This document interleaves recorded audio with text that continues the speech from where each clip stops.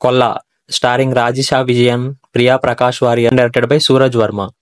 ఈ movie June 9, 2023న Malayalam లాంగ్వేజ్లో థియేటర్లో రిలీజ్ అయ్యి 2 years తర్వాత తెలుగులోకి డబ్ చేసి ఇప్పుడు ఈటీవీలో స్ట్రీమ్ అవుతుంది. ఫ్యామిలీతో చూడొచ్చా అంటే ఎస్ చూడొచ్చు. మూవీలో ఎలాంటి అడల్ట్ కంటెంట్ లేదు. మూవీ రన్ టైం వచ్చేసరికి 2 hours 3 minutes. మూవీ చూసాక నాకు ఎలా అనిపించిందంటే పర్లేదు. రివ్యూ లాస్ట్లో రేటింగ్ ఇస్తాను. Full detail review positives and నెగిటివ్స్లో మాట్లాడుకుందాం. కథ విషయానికి వస్తే Rajisha Vijayan as Annie and Priya Prakash Varrier as Shilpa Kolla అనే ఊర్లో బ్యూటీ పార్లర్ స్టార్ట్ చేద్దాం అనుకుంటారు. దానికోసం కొల్లా అనే ఊర్లో ఒక షాప్ రెంట్కి తీసుకుంటారు.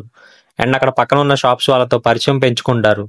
అందరి దగ్గర మంచి పేరు తెచ్చుకుంటారు. అండ్ అదే టైంలో షాప్ని కూడా రెనోవేషన్ చేపిస్తారు. తర్వాత ఒక చోట రాబరీ ఒకటి జరిగిద్ది. ఆ రాబరీకి యానీ అండ్ శిల్పకి ఏమైనా సంబంధం ఉందా? అసలు ఆ రాబరీ ఎవరు చేశారు? యానీ అండ్ శిల్ప ఎవరు? చివరికి బ్యూటీ పార్లర్ ఓపెన్ చేశారా లేదా అనేది రిమైనింగ్ స్టోరీ. మన రివ్యూస్ని అందరూ చూస్తున్నారు కానీ మన ఛానల్ ఎవరు సబ్స్క్రైబ్ చేసుకోవడం లేదు. మా ఎఫర్ట్కి మీరు ఇచ్చే సపోర్ట్ అంటే సబ్స్క్రైబ్ చేసుకోవడమే. Please do subscribe our channel for more genuine reviews.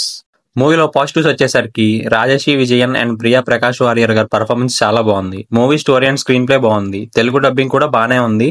But కొన్ని సీన్స్లో సెట్ అయినట్టు అనిపించలేదు. వాటర్ బకెట్ సీన్ కాన్సెప్ట్ ఒకటి బాగుంది. ఇలాంటి ప్లాట్ ఆల్రెడీ మనం ఎక్కడో చూసినట్టు అనిపించింది. బట్ 2 hours మనల్ని ఎంగేజింగ్ గానే బాగానే వెళ్ళింది. ఎక్కడా బోర్ ఫీల్ రాలేదు. విజువల్లీ మూవీ చాలా బాగుంది. మలయాళం మూవీస్ అంటేనే విజువల్లీ అన్నీ బాగుంటాయి. మ్యూజిక్ పర్లేదు అండ్ సినిమాటోగ్రఫీ బాగుంది. మూవీలో నెగిటివ్స్ వచ్చేసరికి క్లైమాక్స్ లాస్ట్లో లాజిక్స్ మిస్ అయినట్టు అనిపించింది. గోల్డ్ వెయిట్ చూడకుండా అండ్ చెక్ చేయకుండా ఎలా రికవర్ చేశారనిపించింది. థ్రిల్లర్ మూవీ అన్నారు, థ్రిల్ ఇచ్చే ఫ్యాక్టర్ ఒక్కటి కూడా లేవు మూవీలో. ఇన్వెస్టిగేషన్ సీన్స్ అయితే ఇంకా గ్రిప్పింగ్గా రాసుకొని ఉంటే బాగుండేది. సింపుల్గా ఎవరు చేశారో కనిపెట్టినట్టు ఉంది. బిగ్గెస్ట్ నెగిటివ్ అంటే ఇన్వెస్టిగేషన్ సీన్సే. అసలు ఇన్వెస్టిగేషనే ఉండదు మూవీలో.